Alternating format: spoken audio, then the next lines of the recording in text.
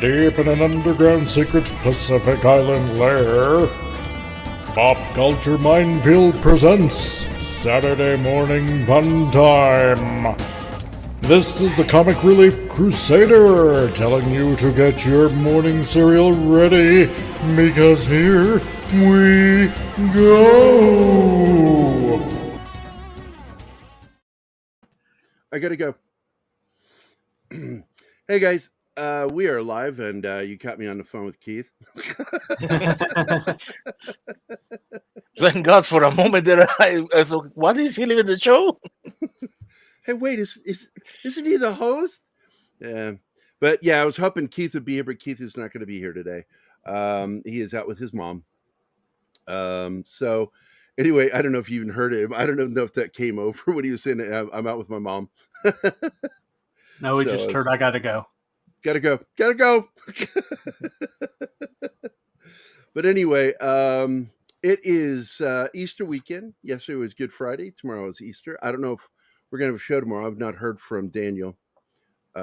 He's not responding to my messages. So just not knowing. I know that you're going to be gone tomorrow, right, John? Yeah. I got family stuff. Yeah, imagine that, having family. I'm doing a cookout this afternoon. It's going to be fun. I'm going out with the same gang I went out with on Thursday. Mac, Sean number 2. There's going to be 2 Seans there. Zoe will be there, my daughter, and her boyfriend Hunter. It's going to be nice. And I think Sean number 1's wife is going to be there because it's their house. And she's awesome. I like her. Cool. Good to see she you doesn't getting put out. up with Sean's shit. That's why I like her. What's that? I said, good to see you getting out. Yeah, it's not like I'm a hermit. I do go outside. I don't have much of a social life. I'm not interested in it.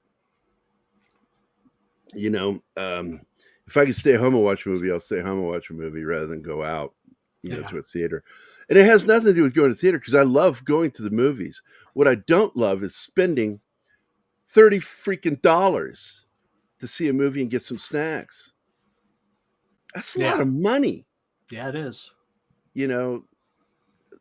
Hollywood doesn't understand how they're screwing themselves by overcharging, because they absolutely could decrease ticket prices if they wanted to, and they just won't do it. I'm glad to see music artists pushing back with Fandango and all those other Ticketmaster. Yeah. Enforcing cheaper prices on tickets. I'm just glad I get to save on snacks now, since I don't actually get any at the theater. And yes, I like what you said there, Veritex. That's right. You mean you aren't interested in trying to be social with people who generally aren't sociable to begin with. Yeah, a lot of my friends are very asocial people to begin with, too. We're all kind of introverts. Look who's here. Shinatsky, why aren't you on the show?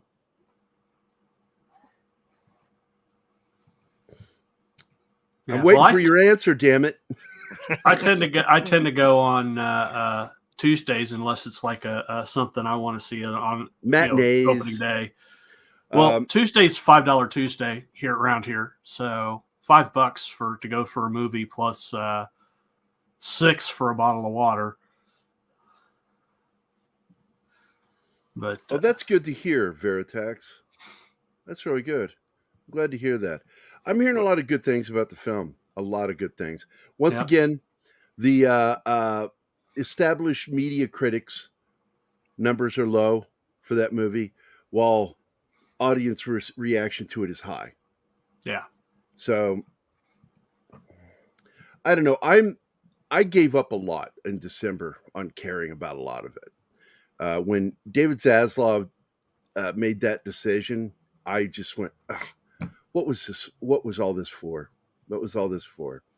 And then now the discussion has been, if you haven't been watching like Midnight's Edge and such, that Favreau, and I kept saying these latest episodes of Mandalorian doesn't have the Favreau feel to the way he wants his stories told.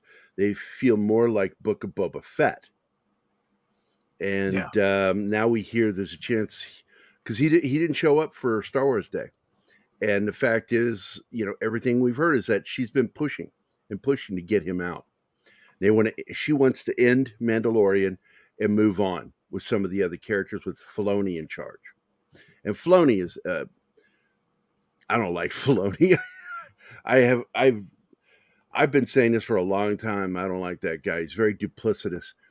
And one of my descriptions to Wolvie on Twitter was, if you were to describe it with wolves, he would be a beta male sniffing around after the alpha female and her ilk drove off the one alpha male, which was Filoni. And Kennedy and her ilk, those Star Wars writers, Yeah. I think they're driving. I like his characters, though. I mean, Yeah. Yeah, but like I said, he is duplicitous. Yeah, he does a good job, but he's a crappy person. yeah. Yep. And his argument about Luke being the last Jedi, he's such an asshole for saying that. Yeah, that's what he is. I don't respect him as a person. And I don't like the way he does business. And like I said, the duplicitousness is obvious with him. It's not like something like, why, what do you think? Do you think he's a little duplicitous? No, it's obvious. When you heard that one speech he gave at the feminist rally, Yeah. it was like, you fucking betrayer. Yeah, he's one of them. Yeah, I love Rebels Veritex. I didn't think I would when it first came out because they basically canceled Clone Wars for Rebels, and I'm like, oh. That was a Disney move. That wasn't Filoni. That was Disney. Yeah. They realized a bit of their mistake because they finally aired the third season. And you mean the seventh season? I think seventh season. I'm sorry. Yeah, seventh Yeah. season. I've heard nothing but. Are you ready? Do you know what the maximum viewership was yesterday for their celebration? 12? 22,000. Nobody cares anymore. Nobody cares. No. Nobody cares anymore. And I'm one of those people. I don't give two shits what I didn't watch it. Has to say with Star Wars. I've given up now. Mandalorian was pretty much it for me. I was enjoying the Bad Batch. I'm stopping. I'm done because I don't like Filoni, and that he is part of the cabal that is pushing Favreau out. They don't want him because he's one of us. Yeah. Well, I can assure you that this lack of interest, it will turn around once the Raid trilogy comes out. It's not going to be a trilogy. It's going to be a single movie. All the movies. I heard the new Ray announcement. Yeah, nobody cares. That will turn the fans back into the fold. Yeah, no. And I was very disappointed with the Ahsoka trailer. First, it starts out looking like a video game cutscene, and then it was like all girl power. Matt was saying he likes it, and I'm like, I don't get it. I don't get. I loved it like that. I don't get how you can like it. It's all girl power. It's like every single major character is a female except for the villain. Well, we haven't seen Ezra. We haven't seen Zeb. So there's, they're going to be in it. So, cause they've already teased them. Yeah. But I love the characters, and plus Grand Admiral Thrawn. I mean, come on. I've been waiting to see this guy in live action forever. And this is my other problem, what Chase says here. They're doing with Ahsoka what should have been done with Luke. And I agree with him. So, no, I'm not supporting anything from Star Wars that's made by Disney. I give up. I would have stuck with it if they hadn't done what they did with Mandalorian. It's so insulting what they've done with that it left too much of a bad taste in my mouth. Or as I said to Wolvie yesterday, I said, The smell of death is overwhelming with Star Wars right now. And About I that, couldn't agree with you less. about that trailer, I just saw it. I didn't hear anything. I watched it muted. Um, my two main concerns are that the girl with the colored hair and the casting of Hera Syndulla, I did not like one bit, and I like very much They that character. they only showed they didn't she didn't say anything. She They didn't have any lines. showed what they wanted to show, John. No, the Yeah. thing in John is she looks And too that's what young bothers me, to that be that's what to they be wanted Hera. to show. Well, Why Twi'leks have a do long droids life. need a bar? Exactly, Che. Why do Yeah. droids need a bar? Because droids are sentient creatures. Not really. Ahsoka has her own fans, but they can't help themselves with their Megatron or Skeletor or some other Sat-Am villain. They will find a way to screw it up. It's inevitable. Yeah. I have zero faith in it now. Favreau was really the only ray of hope I had. I mean, he's, no matter what my buddies over at Flaccid Phoenix say, he was the only hope that Star Wars had. And with him out, yeah, it's not going to work. They can't get it to work. They don't know how to write for men. They don't know how to write for boys. They only know how to write for girls and fluid people, liquidy people. Not even for girls, for I would kill girls. for some Jolt Cola, man. I haven't seen that in a long time. I don't think they make it anymore. Man, I love Jolt Cola. I mean, don't get me wrong. I love my Mountain Dew, but Jolt Cola, that was ass kicking when it came out. You can always drink Coca-Cola and stick a fork in a power outlet. Exactly. Well, today's show is about the amazing action film Tango and Cash. Big fan of the film. It is not my favorite buddy cop film. It is not by far. Freebie and the Bean is my number one favorite buddy cop film, followed by 48 Hours. I love that film. Let's see. If Starsky and Hutch had ever made their own movie, the original guys, I would have loved that one. But as a TV series, that was my next favorite buddy cop show. Tango and Cash, I think, falls in right around 4 with me. I love that film. I really do. I was unaware of all the turmoil on the set. So you were talking about that, Martin, for the show. So what happened? The turmoil on the set? Oh, man, it was again another case of Warner Brothers interfering with the product. Stallone and the director, they wanted to do a realistic movie, and the producer were pushing for more goofy stuff and more even as a satire or something, and the director didn't want it, and the script wasn't finished.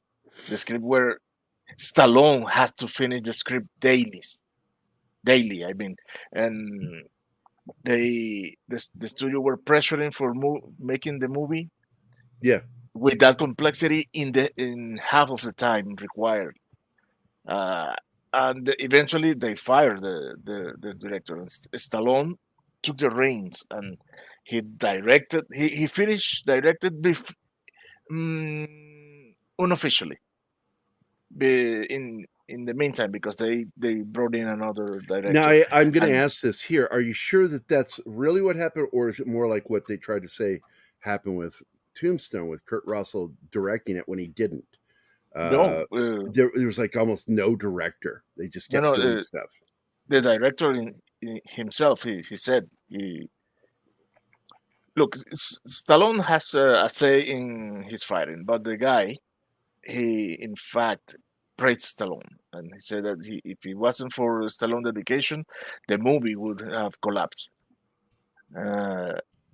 But apart from that, apparently the cast have a great time filming the movie, and the character of Brian James, the ponytail guy, he Right. wasn't. Yeah, Brian told that he made the character Cockney because when he went into he met all those people, Stallone, Russell, uh, Jack Palance. He said, "What am I doing here? I have to come up with something, or I won't be noticed." So he made it Cockney, and everybody loves him. Right. Yeah. But what was some of the other turmoil going on in the production? Oh, the over budgeting, the reshoots. They made they remade completely the beginning and the end of the movie. They have to mm, take out the dead scenes when I hadn't noticed until I read it, but yeah, everybody every time they shoot somebody, they had a jump cut because the studio says that it was too violent and they didn't want another situation like they had in Cobra, which everybody the critics were all were on it for the extreme violence and showing the deaths and well, the movie was bad on itself, but I think that's bullshit. But Well, I've the got studio were a video here. I'm trying to see if I can find it here. As soon as it pops up, you can keep talking. oh well yeah, so the studio has a completely idea of an idea of the final product completely different from the director and in the Stallone himself. Did you know that Cash? No, yeah, Cash. He originally it was going to be Patrick Swayze. No, I didn't know that. Yeah, he was signing and everything, but he left for Roadhouse, and that is why we have Cord. That's interesting. So here we go. This is one of the behind the scenes featurettes that was done for Coming Soon.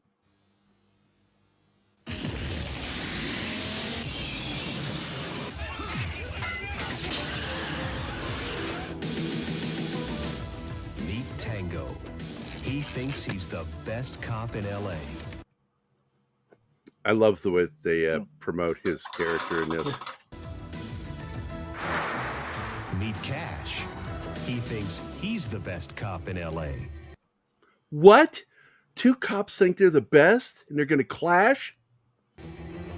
They're both out to solve the same crime, and they don't want each other's help. You almost got yourself killed, pal. Oh, really? I'd say it's the other way around. Oh, I've never had a chance to hit him with that gun. Oh, no, it was this one. This one. We're on location for the new Warner Brothers film, Tango and Cash, starring giant Sylvester Stallone. laser sight. Yeah. Yeah. It wasn't bad enough with the sights that he had on his, I think it was it Uzi or a Mac-10 that he had in Escape from New York? I think it was a Uzi, wasn't it?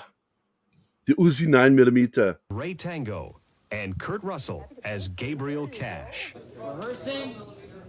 With this film, audiences will meet a new Stallone, full of surprises. Really bad breakaway glass, because that's not the kind of glass that's in like windshields. Yeah. Nowadays you get it splattered. You like jewelry?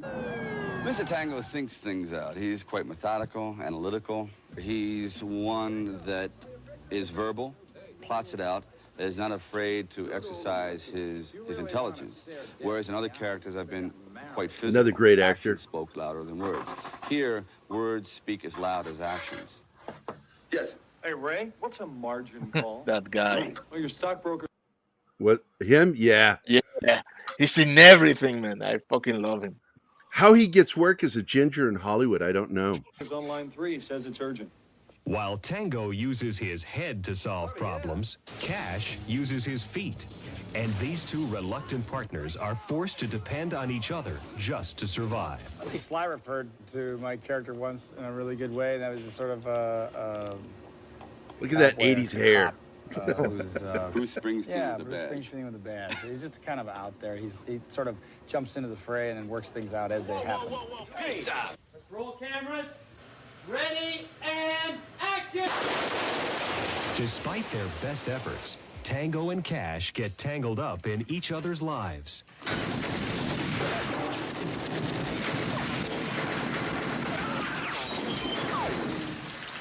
They even have to share the same unmarked police That was so over the top, the vehicle. car. Yeah, but it's awesome. Yeah, I love it. Bulletproof glazing all around. That is an RV from hell. Care to join me? This thing will go through a Michael brick J. wall. Pollard. We are in business. Oh, yeah. We're in business. We are in business. You know what kind of firepower we're talking about here?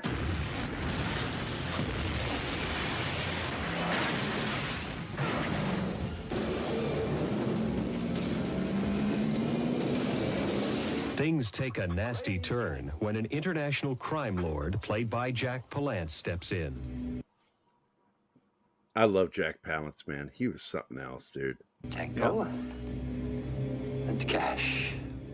Cash and Will be Tango. safely tucked away.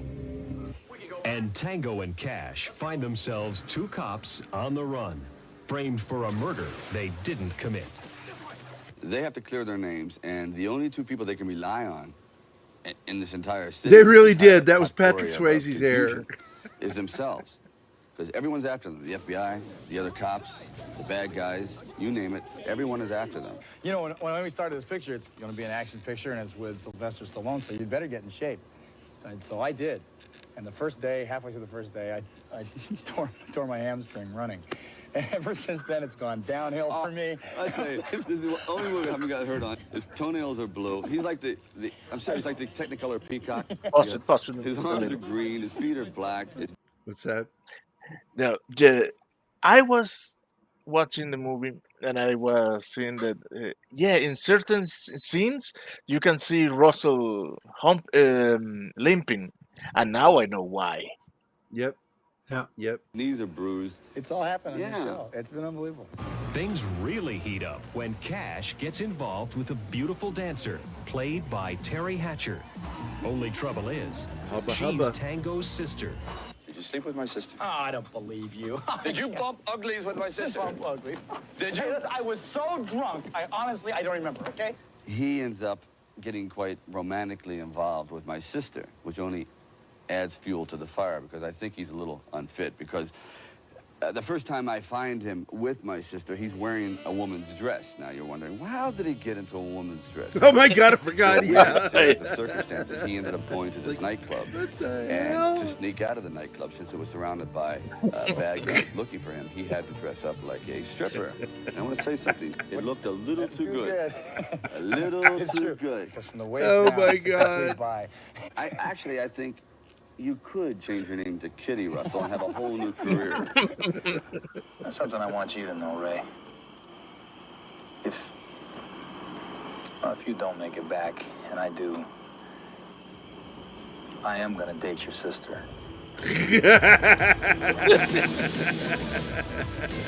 We truly do enjoy each other's company. We have a lot of laughs. I wish the camera could be rolling all the time. This is probably my 16th film, and this is far and away the most enjoyable time. There's just some people you see that you think you could connect with. Yeah, those And are this has real been- prescription lenses, this by has the been way. great. We had fun together.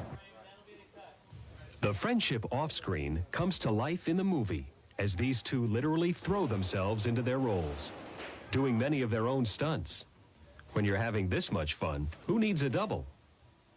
But the thing is, we did have one shot where I was willing and he was a little Trepidatious? Yes, I was a bit I had hesitant. to go into the bus and said, Sly, if I'm going to walk down this hallway bare ass to the camera, walk with me.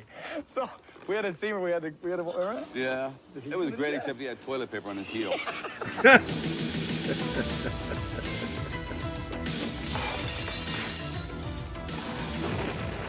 It's entertainment. It's big entertainment.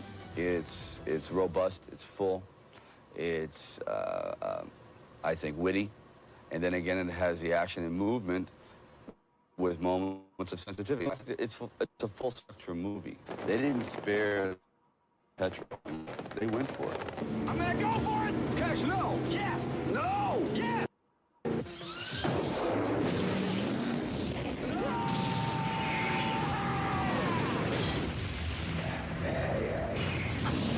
Warner Brothers presents Sylvester Stallone and Kurt Russell, Tango and Cash. I love that movie. That is so ridiculous. The whole the whole premise is just ridiculous. I guess we can go ahead and start watching the or I can start playing the slideshow. But before I do, I wanted to get into some trivia too, so I'll be doing that while showing the video. Here is the slideshow.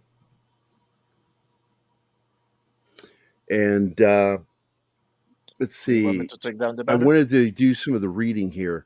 It is a better hairstyle than Richard Dean Anderson's MacGyver. I don't know. It's kind of in the same arena, I would say. What do you guys think? Yeah, it's that same era. That 80s hair. Terry Hatcher, yeah. Well, yeah, he was in Tu Wong Fu. Yeah, right? Thanks for everything, Julie Newmar. Julie Newmar, yeah. He was a cross-dresser in that. I don't recall if he was hot. I think the only one that was hot was Johnny Legs. Yeah, I can't say that. Yeah, I've lost a lot of respect for him lately. He's just so woke. He's such an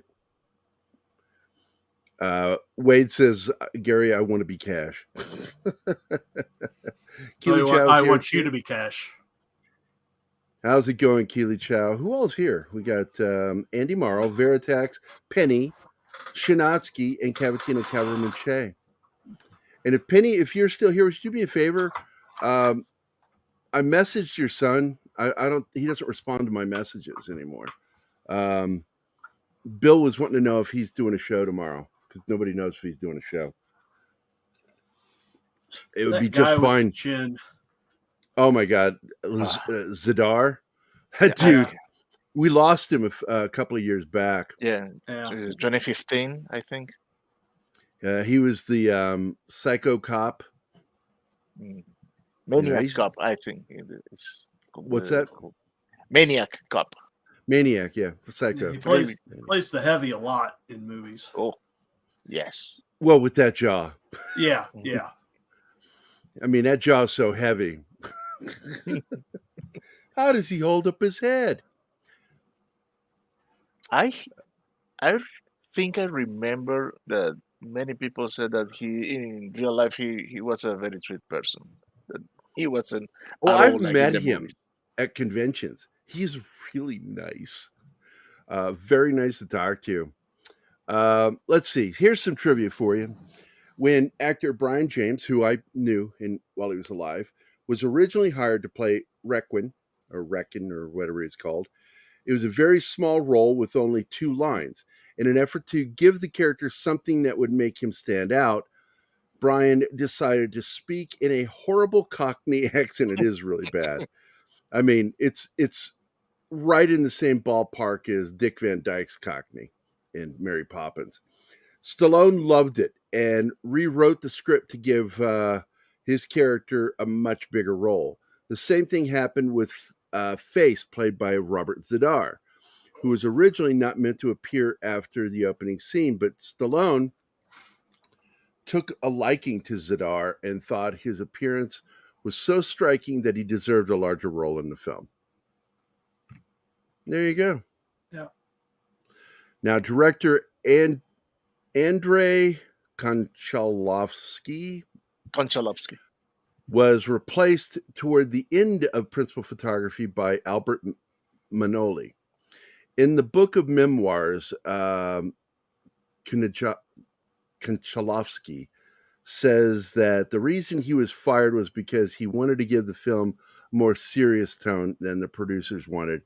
And as such, his relationship with producer John Peters, Peters Goober, became untenable. And it has nothing but praise for Stallone, who he states was a constant voice of reason on the movie set. So that was some of the tension you were talking about right there. Yeah. The scenes where Tango faces on an oncoming truck with nothing but a gun. You missed a booby. Oh, did I? Oh, yeah. Well, thanks for commenting.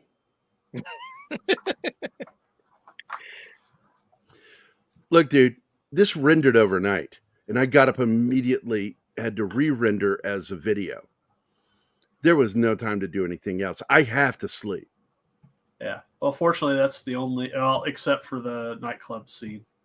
Well, before it happens, will you let me know? Yeah. And I'll make sure to maybe skip through it. We are going to get a butt scene. Yeah. Is that bad? They're guys' butts. I think they'll pass. All right. For some reason, they don't seem to complain so much about that. Let's see. The scene where Tango faces an oncoming truck with nothing but a gun was borrowed from Police Story 1985, where Jackie Chan performed the same stunt. As a response, Chan would later reference the makeshift zipline prison escape moment in this film in a scene early in the third installment of Police Story series Super Cop from 1992. That's neat. Yeah. The glasses that Stallone wears early in the film are his own, which I said that you could tell they're prescription glasses, not props, because prop glasses are flat glass. Stallone in real life normally wears contact lenses. Another one here, you guys brought this up already. Patrick Swayze was originally cast as Cash, but he dropped out to star in Roadhouse. I think a smart move, to be honest with you. Yeah. Because I like Kurt Russell in this part better, and I like that he was in Roadhouse. It's a fun film. We should probably do that on one of these Saturdays, too. Roadhouse.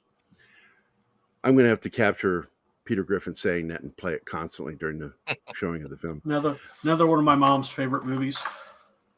Yeah. Not surprised. A lot of women love those movies. Jack Palance jokingly showed his displeasure about filming this movie while on The Tonight Show with Jay Leno. He said that when he first got the script, he was really excited about doing the movie since he had 3 nice scenes with Stallone. But as soon as filming started, all the scenes with Stallone were cut, and he didn't even see Stallone throughout the entire movie. I'd be pissed about that too. Yeah. Kurt Russell was originally considered and offered the role of Martin Riggs in Lethal Weapon, but he turned it down and it went to Mel Gibson, with whom he worked on Tequila Sunrise, which is a good film too, by the way. His character in this film is loosely based on Riggs. I didn't know that. That's neat. I can see it. Yeah. While filming the scene in which the back of the SUV catches fire, the flames would not go out when filming was over. Kurt Russell and Stallone were caught in a cross draft. Stallone was so close to the fire that his hair was singed in place. Yeah. That's scary. I don't like fire. The climactic battle in the quarry was shot in a real quarry in Irwindale, California, east of Los Angeles. Every shot in the sequence was filmed by a minimum of 11 cameras, and some of the setups were so dangerous the stunt team was only allowed to do them one time. Yeah. We can only afford to kill you once. So make The it production. count. I What's said, that? so make it count. Yeah, make it count. The production was beset with problems from the start. The intended star, Patrick Swayze, dropped out. Principal photography began without a completed script. Stallone had the original director of photography, Barry Sonnenfeld, fired. Barry Sonnenfeld and Stallone. Wonder what that was about. Then John Peters fired and Andrei Konchalovsky. The film ultimately went $20 million over budget and had to be completely re-edited by Stuart Baird. Stuart Baird's a good editor prior to release. A total of 4 different people directed the film. Who is Andre, who is fired after 3 months of filming by John Peters. Stallone, after the movie went over budget and schedule, but not his fault. Executive producer Peter McDonald, who also was the second unit director, then took over directing of the movie for some time. A year earlier, McDonald had to step in to direct for Stallone's previous Rambo 3 film, after the original director was fired by Stallone. Then Albert Manoli was hired as the new director to finish the movie. That is crazy. 4 freaking directors. Yeah. But even after the principal photography was finished, he caused 2 more weeks of further delays after he decided to reshoot some parts of the movie. And Stallone was also directing the movie behind the scenes, something he was known for, especially during the 80s. None of them, however, had any control over the editing of the movie. Instead, Warner Brothers hired an expert editor, Stuart Baird, who is a good editor, to re-edit the movie after they expressed strong dislike for initial rough cut. Baird hired another editor, Hubert de la Bullieri, to help out when Warner Brothers kept complaining on every different cut that was being done. Wow, they just were not happy with anything, which almost caused the release date to be pushed back even further. In the end, the movie was finally approved for a theatrical release by Warner Brothers, and it ended up being shipped to theaters only a week after its original release date as wet prints, an industry term meaning that the movie was just barely completed before its release. And that's crazy. I mean, they pushed it past the week it was supposed to be out. That could be suicide. And the film still made its money. Because we were talking about that earlier. Let's see. The budget for this film was $55 million, man. And the total global income for this film, box office, was $120.4 million. So it definitely was successful. That's amazing. Yeah. It really is. And that's in 55 million in 1989 is like 100 million now. Yeah. That's a lot of money. Yeah. Mm-hmm. So let me get back to reading some of this trivia. Years later, Stallone offered the role of Mr. Church to Kurt Russell in The Expendables. Russell declined the role, which was then accepted by Bruce Willis. I hope he comes back, man. I like it when those two are together. This is one of the first American movies to get a wide release in the Soviet bloc countries after the fall of the Berlin Wall. Bootleg VHS tapes became hot sellers in Russia. Brian James once claimed he never felt more like a celebrity than when he was swarmed by crowds of people in the Ukraine who recognized him as one of the movie's villains. That's so freaking cool, man. Barry Sonnenfeld was the film's original director of photography, but was fired by Stallone, who felt he wasn't being lit to his satisfaction. Donald E. Thorne was Sonnenfeld's replacement. That's interesting. A lot of people don't know that directors of photography, their primary job is lighting. It's not operating the cameras. Yeah. They're in charge of knowing what film speed is being used and how to light it. Shortly after the film was released, a very potent batch of heroin was sold in the Bronx, New York. Called Tango and Cash was stamped on it. Oh my God.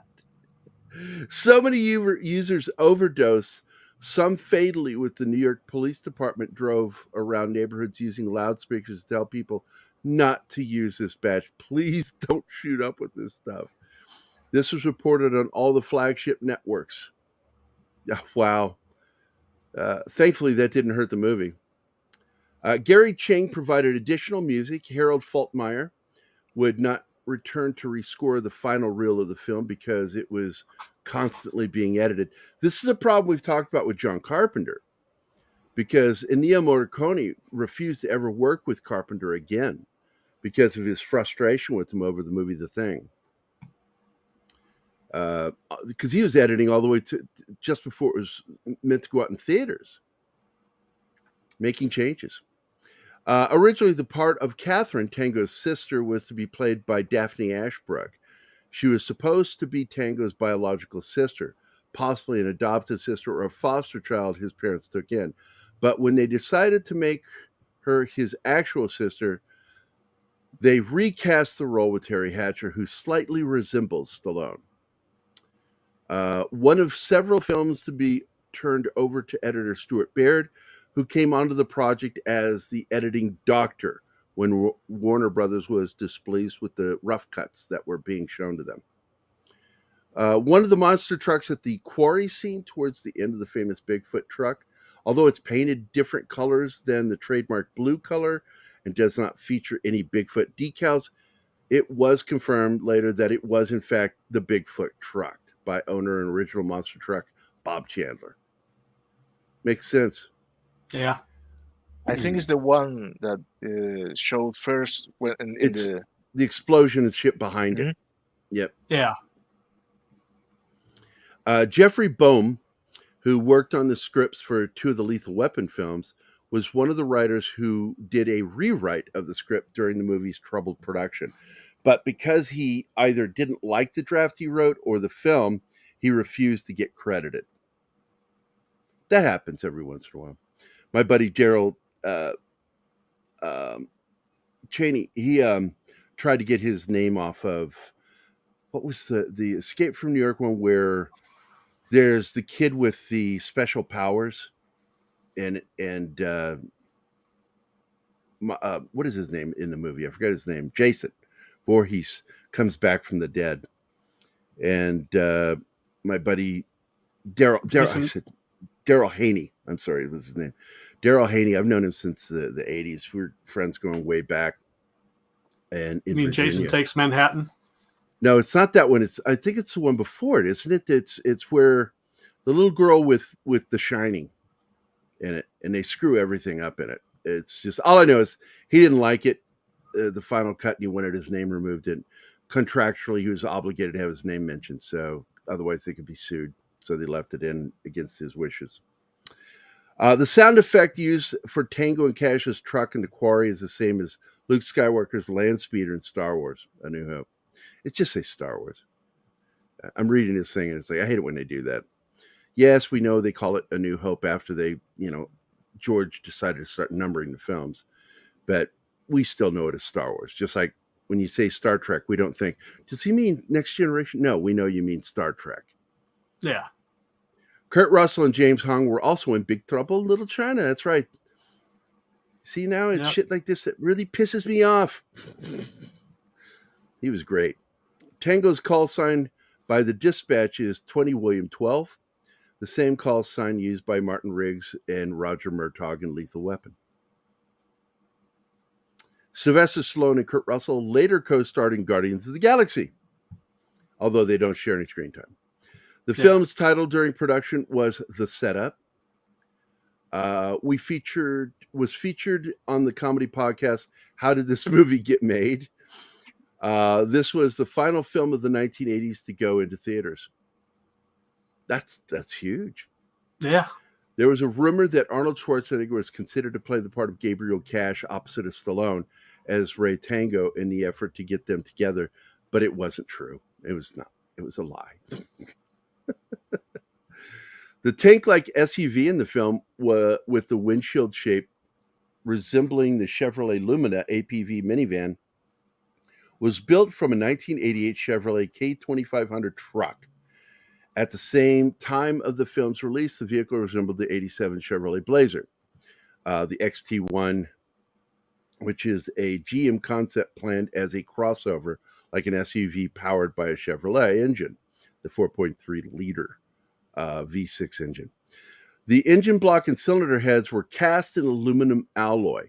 GM did not proceed with the Blazer XT1, but its styling cues were used with the Lumina APV, Oldsmobile Silhouette, and Pontiac Transport. For those of you that like shit about cars. Screenwriter Randy Feldman, who wrote the original script, which was titled The Setup, wrote the spec script for another action buddy cop film titled Fully Automatic in 2002. The script was about two mismatched cops who have to work together to stop the team of ex-Special Forces soldiers from committing terrorist attacks on Los Angeles. And the two of them would work with a female Delta Force operator who was also a former member of the team. The script went through several rewrites by others, which kept changing everything in it.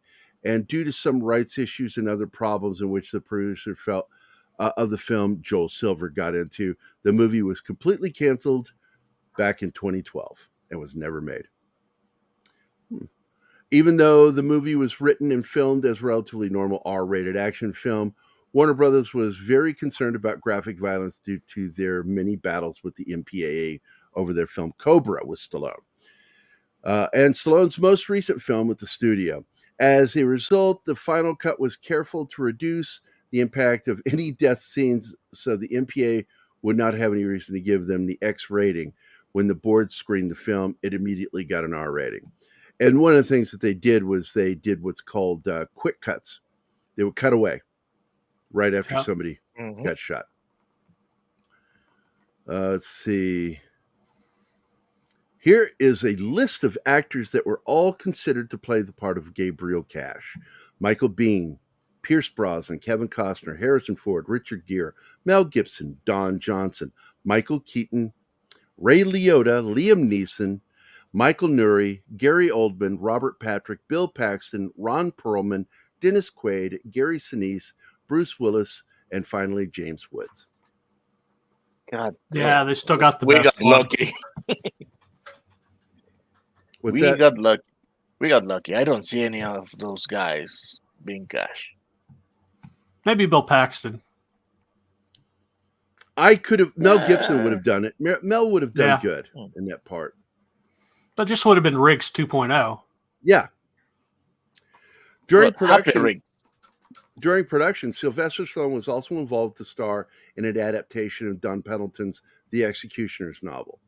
Between 1988 and 1990, different scripts were written for the film by writers such as Hilary Hinken, Edward Newmere, and Michael Miner. And even Stallone himself did one of the rewrites. It was going to be produced by Carolco and Joel Silver and directed by William Friedkin. And Stallone and Cynthia Rothrock. She is the Helen Mirren of martial arts. We're going to play partners with him being more of a unpredictable wild card, while Rothrock's character was the one who was more calmer and cool-headed. However, due to Friedkin hating the script, they wanted to use the arguments between him and Stallone. He left the project and soon it was just simply dumped. That's a shame. I used to read those books back when I was younger. The Executioner novels. I love the Executioner novels. Yeah. Terry Hatcher, James Hong, Louis Arquette, Roy Brocksmith, David Byrd, Richard Fancy, and Clint Howard later appeared on Seinfeld, which premiered about 18 months after this movie was released. Gul Dukat is on the scene. What's that? Gul Dukat is in the scene. Mark Alamo? Oh, Gul Dukat. Yeah, the guy that plays Gul Dukat. Yeah, he's the number 2 henchman. Well, Cher's number 2 with James Hong. Okay, we're not going to worry about the butt scene in this, so I'm going to continue reading this trivia. Ray Tango assists in the arrest of a major moving violation along the highway. There, one of the state troopers refers to Ray Tango as Rambo. Stallone, of course, played Rambo, and he calls him the P word. Yeah. And Kurt Russell and Michael J. Pollard had both appeared in the television series Lost in Space.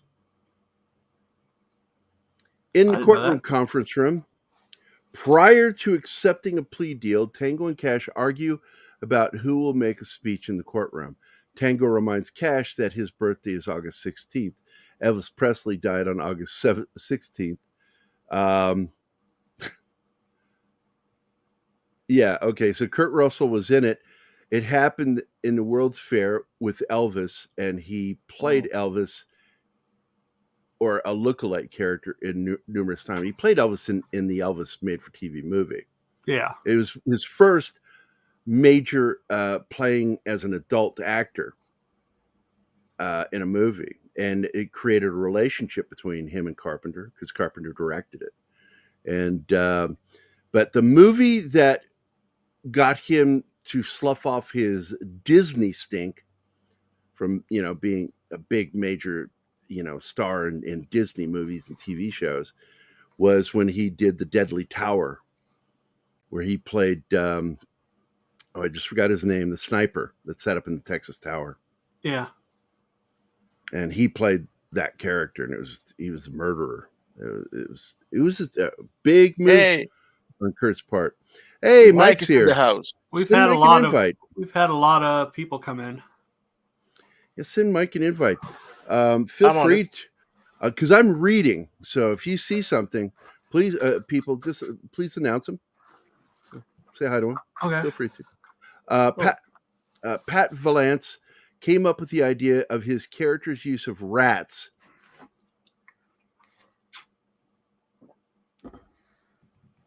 During the what? Is that supposed to be Jack? No, it's. I guess this was somebody else. Pat Valance came up with the idea of his character's use of rats during a visit to an LA petting zoo with his grandchild several weeks before filming. The director and cast were surprised when Valance turned up for the read-through with 2 rats in a briefcase. No one was keen on the use of the rats metaphor, but Valance had already had the Perspex rat maze table made at his own expense, so no one felt they could challenge him. I'm trying to think of who the hell is Pat Valance. I don't know who that is. It's supposed to be Jack. Jack Palance. Why did they do that? What a weird way to spell his name. That's weird. James Hong and Brian James were also in Blade Runner. That's right. Yep. Stars an actor from each film in Rob Zombie's Firefly trilogy, Michael J. Pollard, House of a Thousand Corpses, Jeffrey Lewis, The Devil's Rejects, and Clint Howard, 3 from Hell. So some of the actors were in some of Rob Zombie's films. There you go. Mike, check your DMs for the invite. This was the second movie in which Kramerov and Brian James appeared together. The first was in Red Heat, which came out the year before, and I like that movie. I love Red Heat. We need to add that to the list. Some sounds used in the RV are the same as the DeLorean time machine from Back to the Future. Nice. Yeah, I caught something. By the way, watching 65. The alarm that's going off is actually a sound effect that was used for insects in the old days. Just when he crashes, the sounds that when he's regaining the conscience is the same sound that the aliens in the original War of the Worlds. Yeah. Yep, War of the Worlds. They used the War of the Worlds alert sound in that. And I did watch the full movie, and I got to tell you, Monkey G was talking about how scrawny they looked. They really didn't look that scrawny to me, the dinosaurs. You could see the ribs, And you got to think that you're in a complex environment where they're probably fighting for food all the time, you know. And this is literally the day before the extinction level event. So they've already probably been working hard and struggling to get food because there's a lot of competition. So their thinness, gauntness didn't bother me. I could see musculature underneath the skin. It's not surprising they're hungry. There were no herbivores. Not a single one in the environment. Everything was a predator. And I'm like, well, no. Yeah, you saw a dead one. That was a herbivore you saw that was right next to the geyser. Yeah, Corynthosaur, I think. Mm-hmm. But it looks like a duck with the thing coming off the head. Yeah, hadrosaur. And we have an ankylosaur, I think. I don't remember that one, but yeah, the one that was. Okay. Either way, there wasn't any live ones. Oh, we got to go to commercial break. It is time. Oh, yeah. I finished the trivia before we had to go to break. Nice. I like that. Yeah. All right, Bill, go ahead, sir. Take us away. Hi, guys. This is Gary from Pop Culture Minefield here on KGRA, and we're leaving for our first break. I hope we survive. Did you know 75% of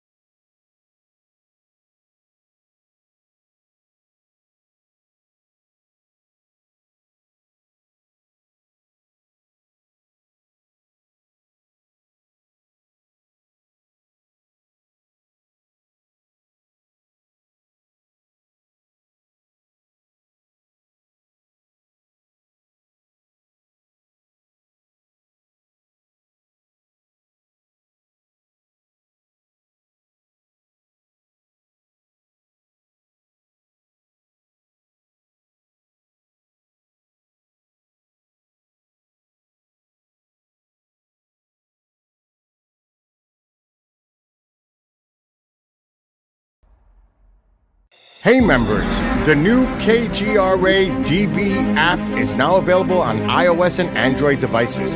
Gain on-demand access to any KGRA DB programming. Download any show directly to your mobile device to listen or watch on the go. Go to the App Store and search KGRA DB. Oh wow, we survived. Welcome back to the commercial break. Now for some more Pop Culture Minefield on KGRA. Pop Culture Minefield. Whatever. That guy's an idiot. Yeah, who let him cut I don't know. This show is brought to you by Fuel Up. It's yummy. It's delicious. I'm having some right now. I love this stuff. So we're back to the movie. This is this scene where they're tied up and the people who run the prison, because they got switched out. I like that part. They're supposed to go to this one prison. They get sent to this other one where every single person in the world that hates them is at. Yeah. All the guys that they put away are there. Yep. And some of the people running it are corrupt. They're paid off by the Jack Palance character. And so we see the electric torture scene, which we saw something similar to that in Lethal Weapon. Being chained up and being electrocuted. So it looks like this could be the end for Tango and Cash. But no. Nope. They want to torture him some more. And here comes his cop buddy, Who is this guy? I forget what he is. Oh, he's the assistant warden. The assistant warden. Yeah, but he was Tango's first captain. That was it, yeah. Because they have a history. No, Tango, no, Cassius. Cassius first. Yeah, Cash, not Tango. Yeah. This is a good scene. Yeah. It's because the movie has like really more dramatic moments, serious moments, and that's the one thing I've always said about the film is it's really an uneven film. It goes from this dramatic stuff or more realistic stuff, then right back to the silly stuff, borderline slapstick. It's just very uneven, and I don't know who to blame for that. Was that Stallone? Was that Warner Brothers? I would probably think it's Warner Brothers. Yeah. And so now they've got to figure out how to get out of there, right?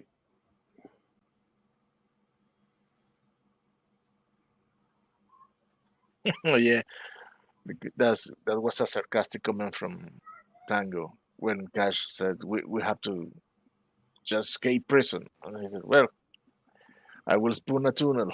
Yeah, I'll tunnel out with a spoon, and you can chew through the bars.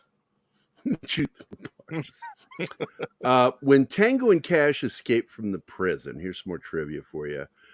Cash turns to Tango and asks if he stopped for coffee in a Danish. Tango responds, "I hate Danish," as an in-joke referring to Sylvester Stallone's recent divorce from Danish actress Brigitte Nielsen. Okay. That's interesting. Yeah. Another bit of trivia. When Tango enters the prison and is walking to his cell, you can clearly see he is wearing a gold chain and cross. These items would have been removed by this point upon check-in. Yeah, metal. Yeah. Yeah, they would have taken any jewelry, put it in a box for him, I guess. Right. The first film in which Sylvester Stallone stars as a policeman who is framed for a crime that he didn't commit. The subsequent films are Demolition Man and Judge Dredd. So there you go. There's some trivia. Yep. You guys got anything that you want to talk about with it? Well, I like the fact that the cast is such an amazing cast. Oh yeah. The villains are usually, they get one villain that's cast right, and some of the heavies are cast wrong or their second command or whatever. But this one has well casted. All the villains are right on. You got Byron James. I forgot what Goldicott's actor's name is. James Hong, all the way up to Jack Palance is the Overlord guy. Mark Alano, I think. Mark Alano. I see Mike is here.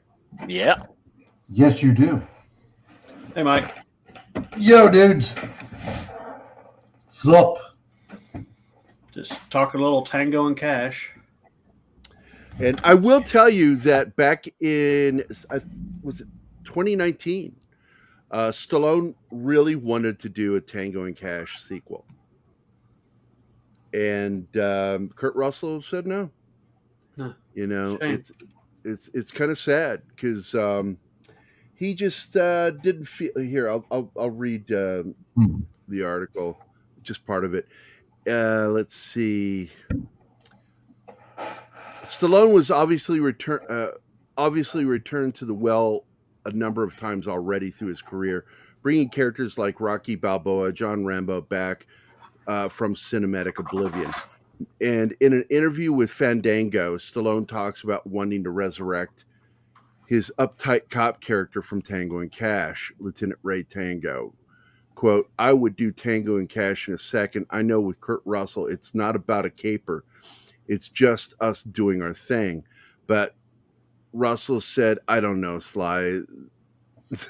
There we were in our prime, and now we're in our unprime. I don't know." So I said, "Kurt, I'm telling you, you got to give in on this one." So he said, "I'll think about it and get back to you." And so far, he's not gotten back to him. So that's what we're left with, because he didn't really say no. He just sort of, it's sort of like, what's his name? Bill. He kind of skirted. Yeah, it's like, oh my God, the comedian, Bill, the red hair. Now he's bald. Pushing the woke, attacking the woke. Yeah. Over on Rumble, Rance One, who is also Rance's Gaming Corner over here on YouTube, said that Lethal Weapon is his favorite, but Tango and Cash is good. Soldier with Kurt Russell is good, and Thing is good also. Yep. No, I'm seeing Rance's comment too. I'm seeing it. No, you are in here. You're right there. See? Martin, I've got Rumble up now. Martin, are you posting it? The comments? No. No. Why not? Why aren't you posting the comments up on the screen? Which ones? On Rumble? All of these. Are you not seeing these?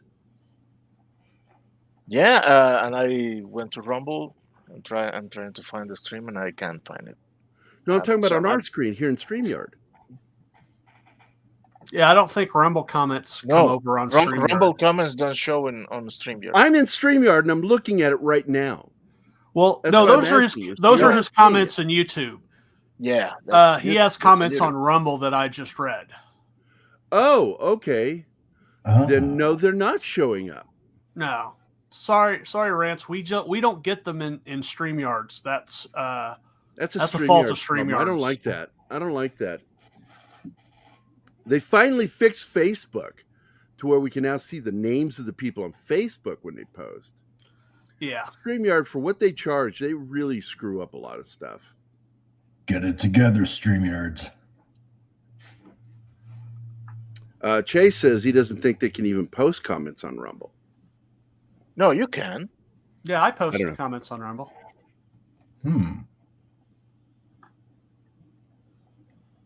Well. Isn't that a conundrum? So absolutely, Rance, whatever you want to say or have said, please do share with us on through the YouTube chat, because we want to know everybody's thoughts while we're going through this stuff. There's Jack Palance. Yep. God, I love that guy. Did a one-arm push-up at the Oscars. Back when the Oscars was fun to watch. When it was worth watching. What's up with your microphone today, Mike? I don't know. I'm going to have to... Sounds like you're talking through a tunnel. I'm going to have to finagle around with it, I guess. Damn it. Maybe this might be better. There. Yeah. Now you sound... Found the right setting. There we go. Nice. Oh, you were too, dude. Back in the 70s and 80s. I mean, I remember when the streaker ran across the stage. Broke in and ran right across the stage. That was great. Are you kidding me? There was a time it was fun to watch. Yeah. Back when it wasn't all about the suck off. And now it's just a hand job show where they just jerk each other off. Mm-hmm. I'm just dumb. It's been that way for 20 years. Especially when Jack Palance was around. Jack Palance was something else, man. Oh, God. He really was. And those jokes that Billy Crystal cracked about him on the Oscars. Yeah. Classic. There's Michael J. Pollard. And by the way, just a little another odd trivia. Michael J. Fox, his name is just Michael Fox, had to change his name because there was a famous silent movie star, just like Harrison Ford went through the same thing early on in his career. And Michael took on the name J, or the initial J, as a nod to Michael J. Pollard. And a lot of people don't know that. Yeah, he's a big fan of Michael J. Pollard. The more you know. I think I even have that. Yep, here you go.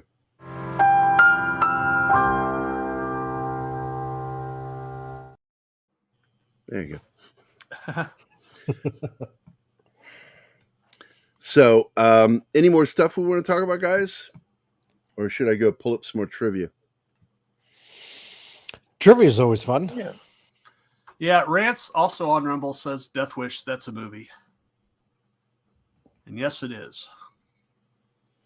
What's that? Death Wish. He's He's talking about movies that are also good. Oh, other movies, of course. Death Wish is one that we should probably cover as well. I like to go through just a whole retinue. I mean, we're talking years of shows just to talk about all the great films and fun films that we enjoyed. Yeah. It's been a long time JWC since Reviews, what's up? Yo, dude. Yeah, this is definitely one movie I'm going to have to revisit. It was a fun movie. That it Hold on. is. Monkey Jeebus is here. Who else is here? I want to see who else is here. Of course, Che, Real Wade Nation, Shinatsky, Keely Chow, Anima Confusa dropped in, my girlfriend.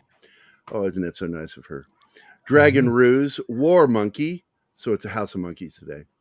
The Peter Vinkman fan site is here, also known as Vinkman's Girl.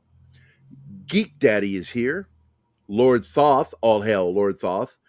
Rance's Gaming Corner, JWC Reviews. And of course, like I said, Monkey Jeebus. Awesome. And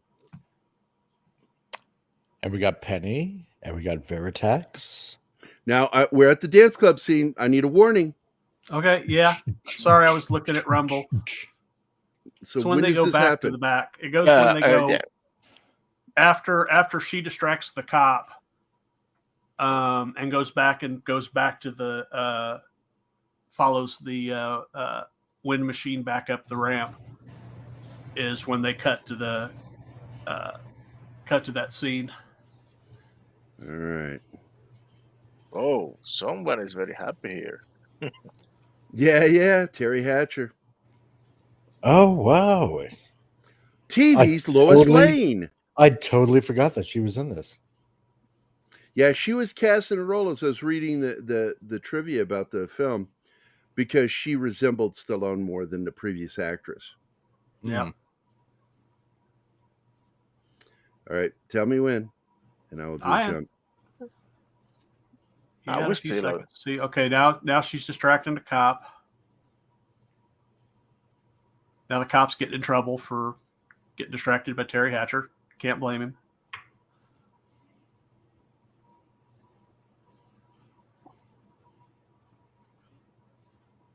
Okay, could probably skip ahead now a bit. Up the alleyway. Oh wait, I got to go back just a tad bit because we got to see. There, just there. There we go. Kurt Russell in drag.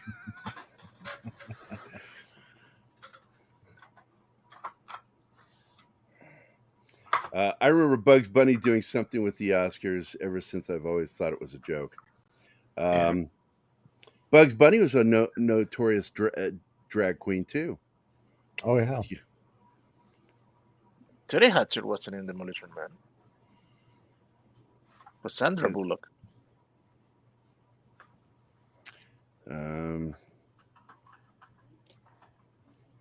Yeah, I don't know. Gave Salty Nerd over $50 in super chats.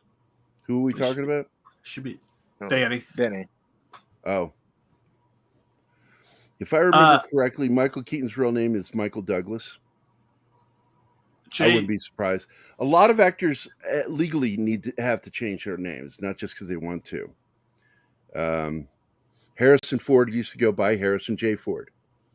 And finally, when that silent movie star died, he was able to go back to Harrison Ford.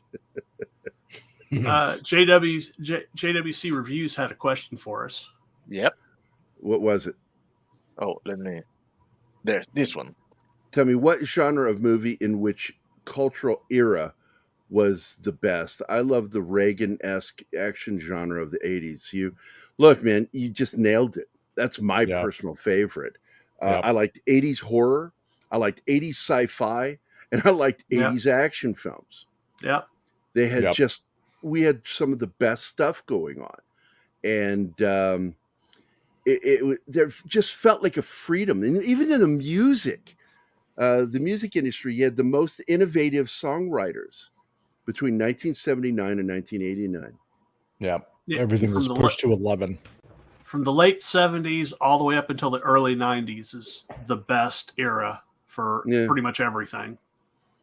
And I grew up in the 70s too, so I knew the 70s, and I loved in the 70s how we got the 1-minute intros to a lot of music.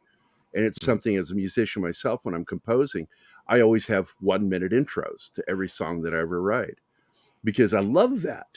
That came from the 70s, but the 80s, man, was so innovative in how they did everything. You had punk starting in the 70s that evolved into what would become new wave. Yeah. And new wave split into two different kinds. You had synth new wave, and then you had the edgier, more punk-like new wave, like the Police and shit.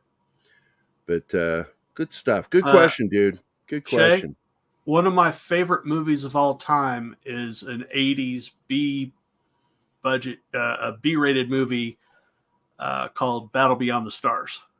Oh, yeah. Roger Corman. Yeah. Roger Corman, the boob ship. Yep. Yep. And it's a remake of it's a remake / homage to The Magnificent Seven. It's even got It really is. It's even got Robert Vaughn back playing his same character. It had a really good cast. Oh yeah. So what? Terry Hatcher is Marissa Tomei's aunt? I don't know. Is that true, or is it just somehow I crazy don't shit? see that? Yeah. By the way, I was watching an Enterprise episode, and I had to look up because they mentioned John Ford movies, but I never remembered Ford. I remember John Wayne. Well, John Ford discovered John Wayne. Yep. He's not the one who gave him the name. He gets credited for that. It was a producer that convinced John to change his name from Marion Michael Morrison to John Wayne. Yep. And I'm distant related through my grandmother to John Wayne. Really? That is nice. Yep. Oh, sorry. And Rance over on Rumble answered JWC's reviews as the late 60s through the 90s, great for action. And he's also a big fan of Evil Dead. Who is him? Oh, I like the originals. I'm not sold on the remake or this Evil Dead Rise coming out. That doesn't exist. That is an urban legend. Yeah. Love that part. That scene.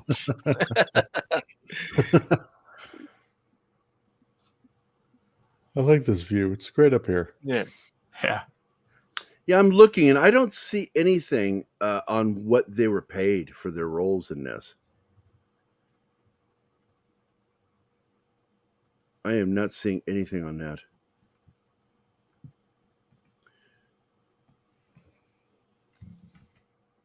Oh, and while we're acknowledging the Rumble chat, we can't forget to acknowledge our all our great listeners on KGRA. Of course. KGRA. We got to get to a point where they're able to call in or something, because I would love Yeah. to hear from some of the people that are listening to us through Radio Land. Because we get listeners from YouTube at hundreds over on Rumble, but they have a dedicated audience at KGRA where we have thousands listening. Bill says we'll have phones within the month or within a month. That'll be nice. I will enjoy that. That'd be awesome. Yeah, I can't find anything, guys, on the pay, and that is a good question. I am curious, how much was Kurt Russell paid for this role compared to what? Because you gotta realize that Stallone would get paid more anyway because he did more for this film. He co-wrote it. He helped direct it. He's one of the producers for the film, and he's also starring in it. Here's the truck. Here in a minute. There it is. Yeah. It's that thing of beauty. However, it should have two cannons. Yeah, I thought the same too. It should have one on each side for balance. I forgot about this vehicle. Man. I like that they cared more about the vehicle than the drivers and put the roll bar on the outside of the vehicle. Mike, how could you? That shit looks like a Decepticon. It does. Transmorphers, robots Oh, eating God. pies. But I have irritated so many of my Transformer friends by singing that song like that. Transmorphers, robots eating pies. They're like, stop it. Thing is, I've seen the Transmorpher movies. Oh, there is an actual So movie bad. called Transmorphers on Sci-Fi. It was bad. Oh I yeah, watched they were 5 bad. minutes of it, and I was like, "Yeah, I'm not going to finish this." Well, they're put out by Asylum, so Asylum, I try to watch everything Asylum puts out. Oh, really? Even though it's generally horrible. Yeah, it's extremely horrible. Yeah, Asylum and Full Moon are like. I sometimes wonder if they're first cousins. Read the comment from Gavitino. Reason why I'm asking is because Kurt had to have long hair, wear pantyhose and heels. Yeah, but I think he liked it. Oh, just like in that other movie. What was it? What was it? Yeah, I brought it up earlier. Much left. Yeah. Patrick Swayze did it Tu in Wong that film. Fu, Tu Wong Thanks for Fu. Everything. Tu Wong Thanks Fu, for yeah. Everything, Julie Newmar. Yeah. With Johnny Legs, as somebody said. Johnny Leguizamo. Oh, my man. God, that guy's such We a really pathetic need joke. to have Rumble chat here because Bill and Rance they having a field trip on the Rumble chat. Why are they not allowing it? Maybe we can share it. It'd be great if we could share it on the screen. That would be. I don't have any idea how to do that because you can only share one thing at a time. Oh yeah, that's right. Well, there's no sense in me sharing this then. What do you mean? Why? We can't watch that and the film at the same time. Oh, hold on. There might be a way. Let me see. We go to edit. Now we move this over. And then, see, they offered us some new things to where we can add stuff and do stuff. Add item. Let's see what it'll do. It won't allow me to do another media slot. Yeah, it's only one. One media source. Well, we just have to nag the team of developers of StreamYard with a barrage of emails. Hey, dude, we need this. Get Rumble added to our chat, jerk faces. Yeah. Before you start making us ornery. They're making millions off of us streamers and can't afford to figure that one out. Yeah. And of course, in this scene, it's mentioned one of the effect sounds that was used was Luke's land speeder. And there was another one I brought up in the trivia. Yeah, the DeLorean. The DeLorean from Back to the Future.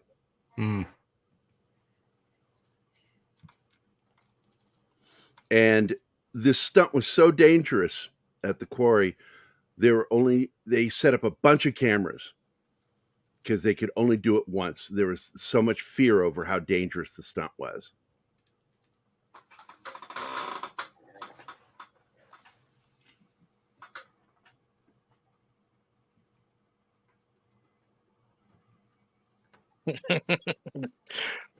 Poor guy. Hey, what is my truck? You guys aren't holding it out on me, on you. Michael J. Pollard. This poor truck. All that armor, it's smashed between two land movers. Oh, man. And we didn't lose Michael J. Pollard too long ago. He died back in 2019. Yeah. He was such a likable actor. Affable. Yep. I think one of the, if I recall, let me double check. I think he was in the Rucker Hauer movie. I'm double checking. Yeah, Split Second. I remember that one. That's a film I'd like to do too. Hmm. I like that film. It had a limited theatrical release. It did not make any money. Nobody wanted to see it. But I enjoyed the crap out of that film with Kim Cattrall, Michael J. Pollard, and Rutger Hauer. See, Geek Daddy is here. Of course, All Hell Lord Thoth. Rance, of course, from Rance's Gaming Corner. JWC Reviews, Monkey Jeebus. And anybody else new jumping in? Veritax. Okay. You keep missing Veritax. I didn't see that in the list. Let me go back and look. And Somebody missed Andy Veritax. Moreau. Yeah, it's up at the top. I did read it. Veritex. I read that Okay. earlier. Okay. All right. Sorry. Yep. Yes. I think we're surrounded.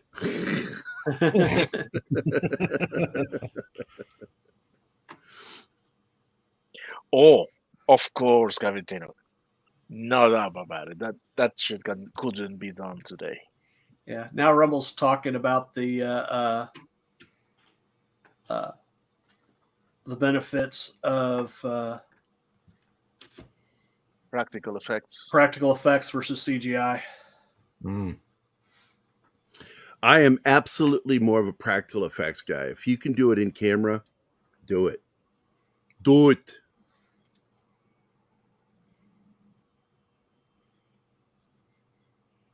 Yep. See, Veritex, see? But John does care. John cares. You're right. He appreciates you caring, John. Yeah, I saw. I got both chats open. And it is a truck. The van that they're driving, that SUV, is actually a modified truck. Yeah.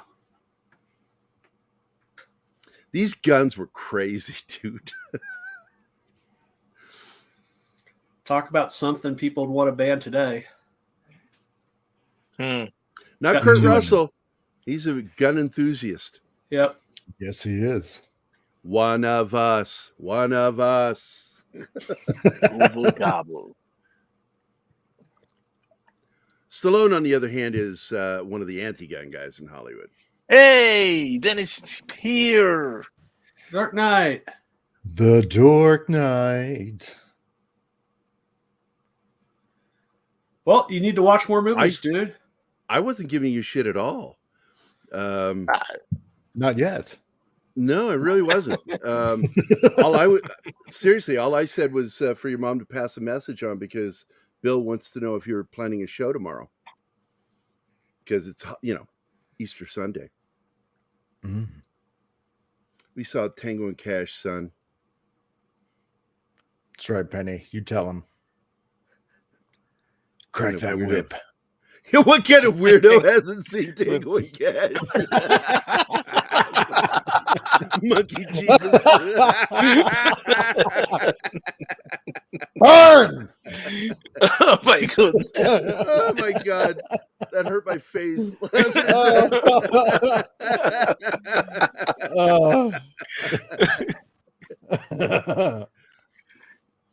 Oh shit. Yeah. Byron James just had an Lord. explosive exit. Oh, that was good. That was classic. All right, let's take him alive. And they both shoot him in the head. My aim's off. So it's mine.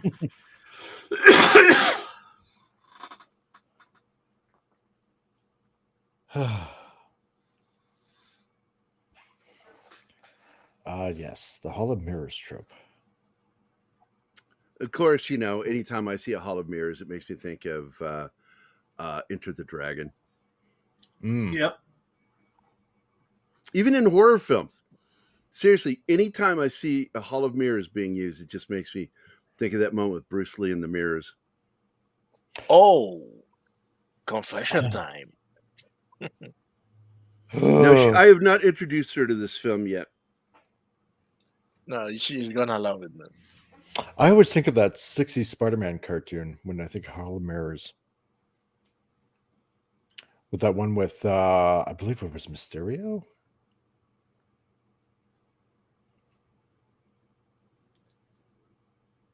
Oh, dude, that sucks. Hope it comes back clean. Ditto, man. Yeah. Scary stuff, dude. It's scary stuff. My uncle had it.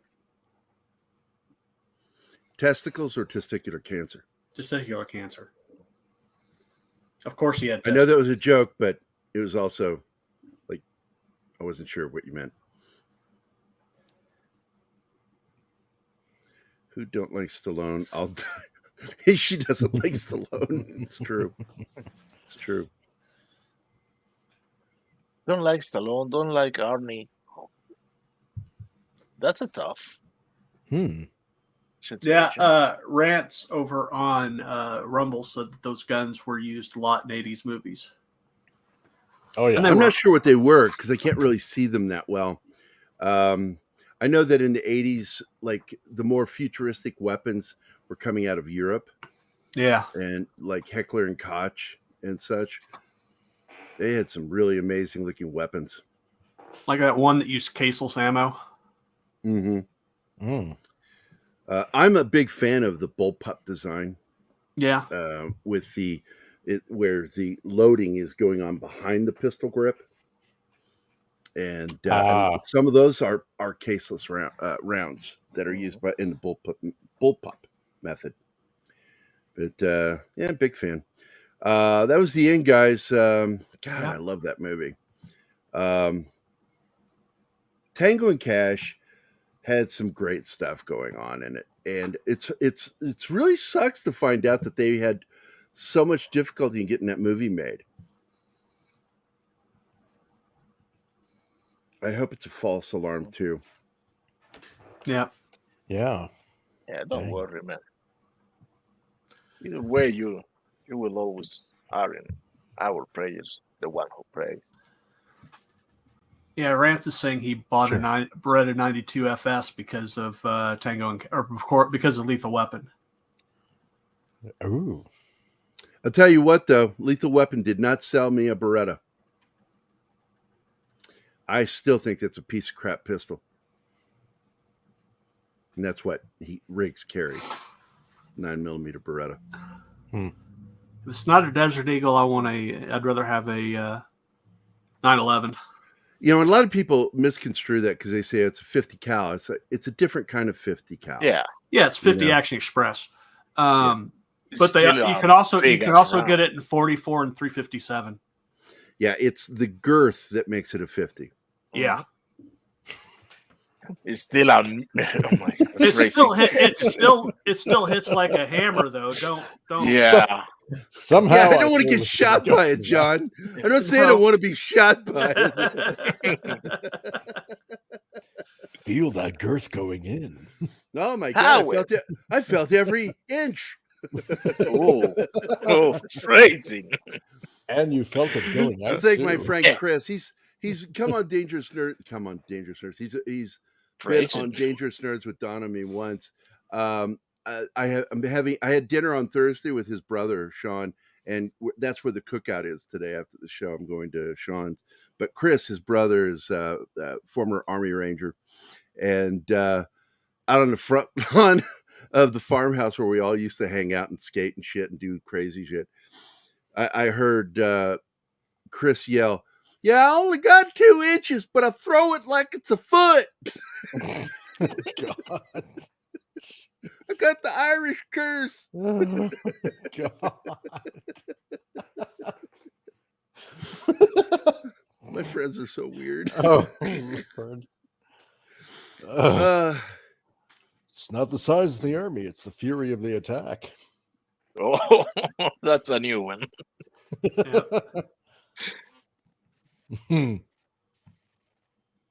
Oh, my. Danny's like, please don't say girth. Girth. Don't say girth like that.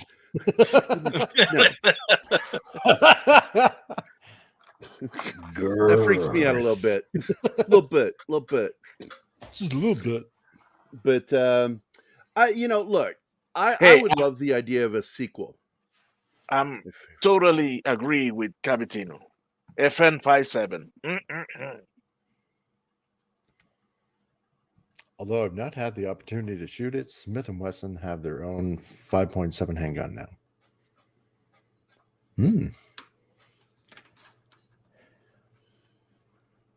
Yeah, there are quite a few out there. FN makes some really nice submachine guns too. But I think my favorite Finnish gun is the Scar. That's I a really rifle. do like it. When you see, You said gun. I swear to God, shut up, Martin. It is it is a rifle. It is also a submachine gun. Yeah. When it's fired full automatic. So I like that weapon, and gun is in the fucking name. I yelled at a drill sergeant that one day, and he just stopped and he looked at me and he didn't know what to say. I'm not supposed to say gun, but submachine gun has the word gun in it. Yeah. Are we supposed to not say that? Like, it's a submachine. I'm sorry. We were talking about handguns, so when you throw the word gun, Also, with the it Scar, kind of implies that it's like a lower class of machine. Yeah, like machine. I got to tell you, Subpar submachine. It's a submachine, and but there is a drum. A lot of people don't know this, that the FN Scar has a drum, and you can use it as an actual light machine gun. Set it up on a bipod tripod and sit there and lay down some suppressing fire with that weapon. 7.62 NATO round. It's a hell of a I like weapon. the FNC-1A1. Oh yeah. That's a good one too. Oh wait, what is the one I've told people about too? This is another favorite of mine. I think it was Bushmaster. Let me check. Oh, rants. Yes, we do reviews of TV shows. Specifically, you have to. Yeah, we're going to actually be doing some producers too. We've also talked about studios on this show. We talked about Hanna-Barbera a couple weeks back. We've got an upcoming episode where we're going to talk about the man behind Irwin Allen, the man behind classic, the master of disaster.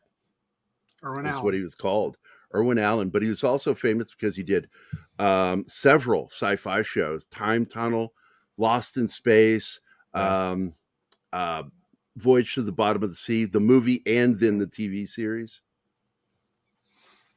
Absolutely, we do. Yeah, he was good. Love Irwin Allen. We're going to probably talk about we're going to talk about Gene Roddenberry. We're going to talk about Star Trek, the animated series, soon. Yeah. Every weekend, I got kind of tired of the whole talking about entertainment news thing. It's like we do that on TJF. I don't want to do it on Saturdays. So on Saturday, I wanted to dedicate each episode of this show to something we love. And it's an unending show until I die, and I'm hoping the show continues even after I'm gone, because I think that what we do on Pop Culture Minefield is important. What we do is important, whether I'm here or not. I'm going to croak one day, and I'm fine with it. I just kind of want to create something that just keeps going. That's why a lot of you guys have all the login permissions to get to everything, because I want you guys to be able to take it over if something happens to me. Excellent. Yeah. Stop saying it like that, Mike. Excellent. Yeah.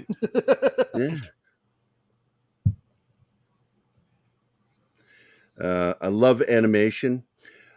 Chase says new experimental weaponry for the U.S. Army is interesting, and it will. I've seen some really cool shit. One of the freaky ones that gets me is still shooting around the corner guns. Yeah. I'm like, holy crap, they work. But the problem with some of the early designs for it was that the barrels would overheat, and they're only good so long, and then they're just useless. You had to change out the barrel. But the one I really like is the Bushmaster. It's the MP4 design through them, and they beefed it up to a 7.62 instead of 5.56. My favorite Oh. Experimental weapon that the military was testing that they didn't pick up was the Pancor jackhammer. Oh yeah, which is an automatic shotgun. Mm. And one of the cool features is you could use the drums as a landmine. Huh. Well, Are you Genesis- serious? Yeah, Pancor Yeah. jackhammer. Holy The shit! shotgun? Oh, Yeah, it's a shotgun. Has a drum. Yeah. Had a drum. Drum magazine. You could use one of the drum magazines. Set it. It's got a. You could insert the. I'm looking at it now. Wow. Yeah, explosive and bury it as a landmine. Anti-personnel, of course. But they only made 2 of those. yeah, I know. Yeah, I know. Hey, I want one. slow. Okay. Well, we don't have. At the end. You can have the jackhammer, but you can have the Genesis Gen 12, the auto shotgun from John Wick 4. Yeah. Yeah. Look, Not man, quite as fun though. I got to tell you, one of the things I love about Call of Duty is, man, if there's a new weapon on the market, it's in that damn game. And I'm like, oh, I got to check this out. But this one is what I'm talking about. This is the 7.62 Bushmaster. Ooh. And you can see by how wide from back to front the magazine is. That's a much larger round. And the port too. This this fires an actual weapon for combat or for hunting, because 7.62 is a good round to hunt deer with and bear. Shit. Although you probably have to put 2 or 3 rounds into a bear for it to be effective. For me, when I hunted bear one time, and it was a horrifying experience for 2 reasons. One, when that thing stood up, he was not even as tall as I was. It scared the shit out of me. Yeah. We were going through a fern gully up in Washington State, outside Auburn. And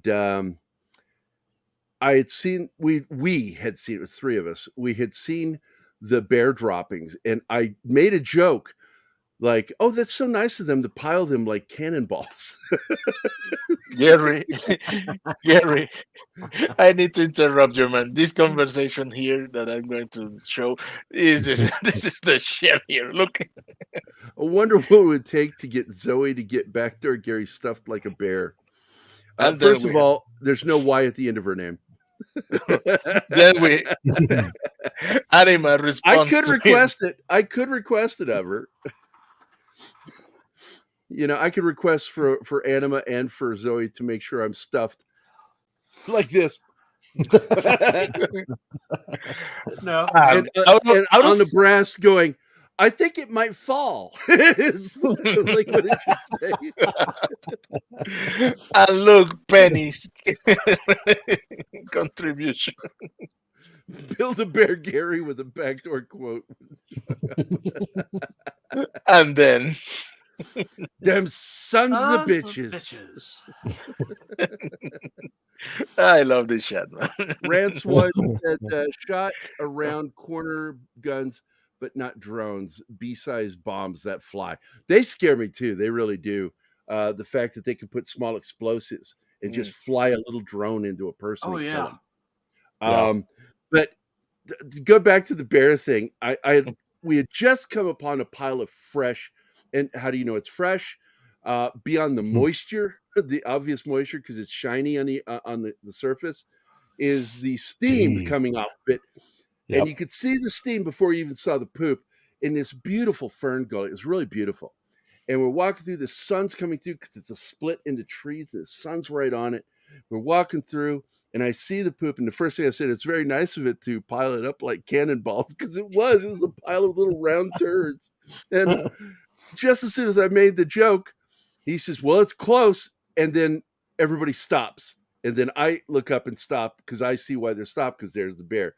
And the bear stood up, and it was like it was saying, hey, what's up, going, guys? Fellow weird-looking bears? What's going on?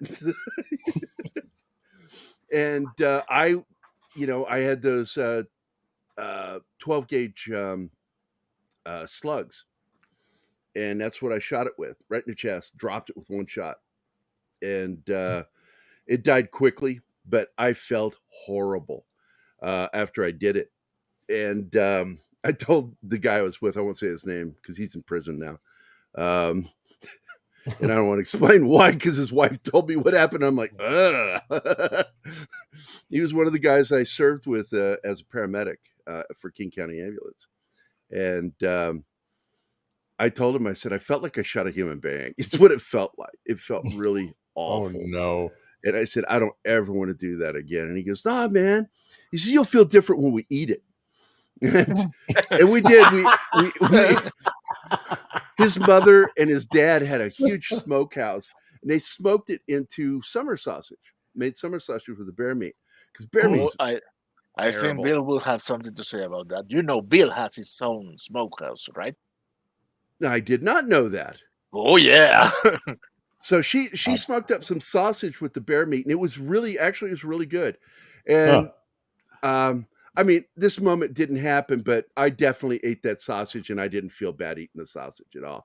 And the tooth, one of the teeth, I kept the tooth, put it on a necklace, and I gave it to Jim Woodward, who's been on our show. Jim got that way back in 92. I think I gave it to him, 92 or 93. I would never do it again. I would never do it again. What kind of bear was it? Black, grizzly, black brown? Black bear. It was a black bear. Okay. Where we were hunting, because it was the same area we went grouse hunting too. And and I think we went out 3 times, nothing. We got no birds. But we went out one time bear hunting. We got a bear. And it was something else. I loved Washington. I loved hunting up there. Black bear, that's racist. And you are correct, man. Although I'm not a fan of the Winchester, I don't like where the port is, the exit port. I prefer the Marlin with the side port. So when you eject that shell, it goes out sideways. I have been burned so many times with the Winchester, from the round coming back and landing in my shirt and burning me. And nothing messes with you more than having during a training exercise, having a 50 cal Gatling gun being fired above you and rounds dropping down on you from the helicopter. Brass rain. And I was just like, there was just a whole bunch of us going, "Ow, holy shit, fuck."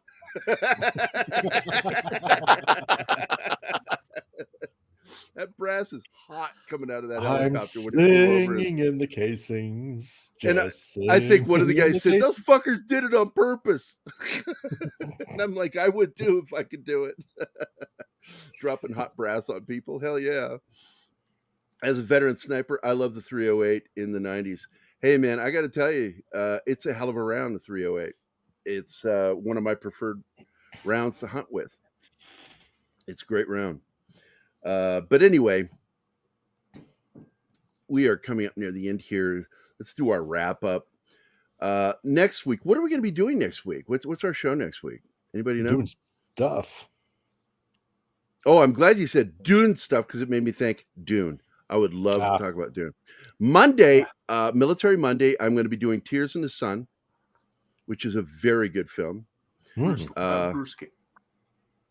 Oh, and the next weekend is Into the Night. It was John Landis's last good film, because his career was over after the shit that went down with Twilight Zone. I don't think I've seen that. It is one of my favorite thriller comedies. And it's about... Tom is in the house. Hey, Tom! Hey, Tom. Tom. Yeah, that was part of the trivia that we brought up at the beginning, that it was the very last film of the 80s to be released in theaters. If you'll come on here, I will show any film you want, buddy.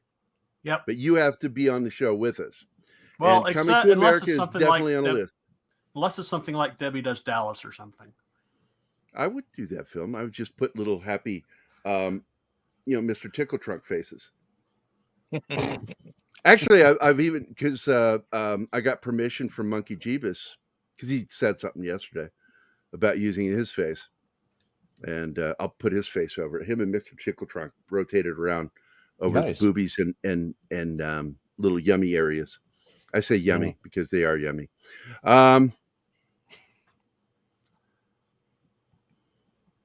Coming to America. Yeah, that's right. I forgot he directed that film. That is right. Yeah, he kind of got shadow banned in Hollywood. And I got to be honest, it always pisses me off because Spielberg's the reason why corners were getting cut. That led to the Vic Morrow and those kids' deaths. And even though he is accountable for it, I think that Landis took the brunt of it. And I don't think that was fair. Hi, Court. How you doing?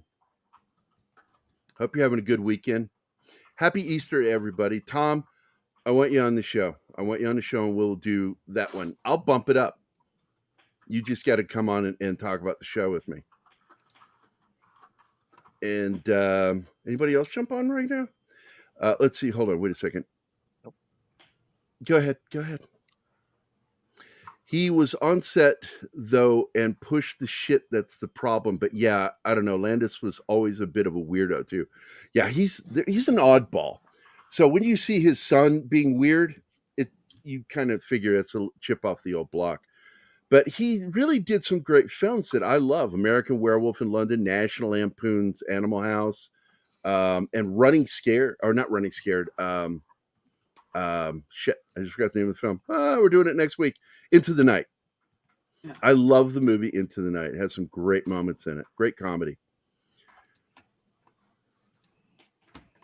Yeah, Gary using monkey's face is not a thought I needed. Maybe it is.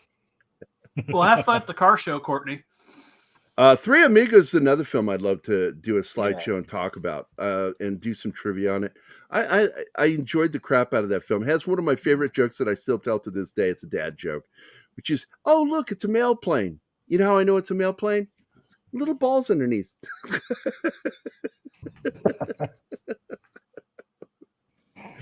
What was the other joke in that film? Well, first of all, the singing bush, and they kill the guy. They kill the singing bush.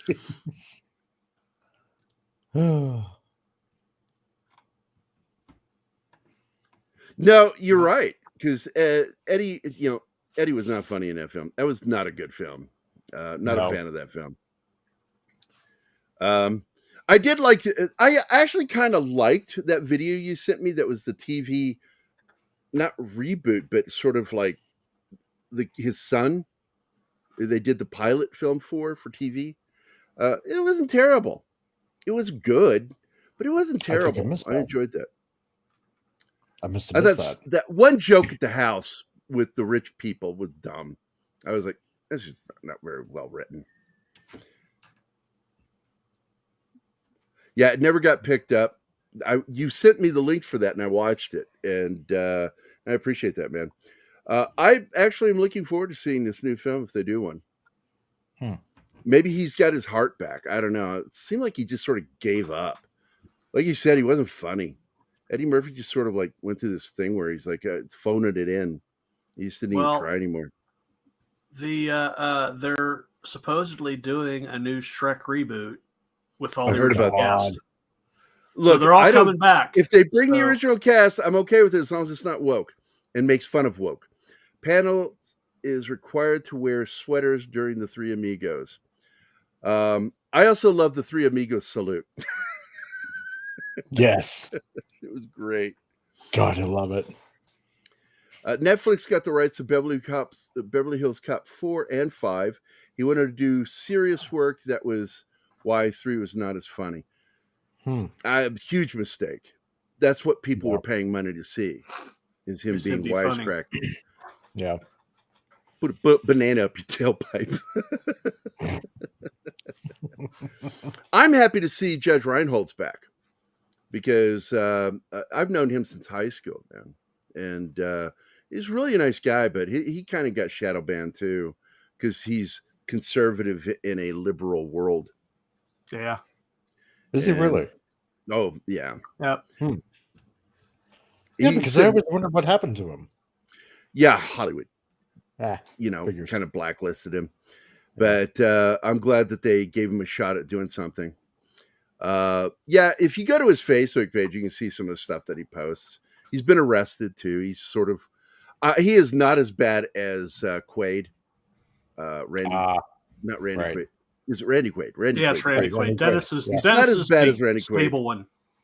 But he has been involved with some outspoken conservative stuff, Reinhold, and it had an impact on his career. But I look all the way back to the beginning of his career, man. I thought it was so cool. Here was this kid I knew from high school on Magnum PI in the same episode with another person we knew from high school that was further ahead. He was 2 years ahead of even Reinhold. Was W.K. Stratton, who was in Baba Black Sheep.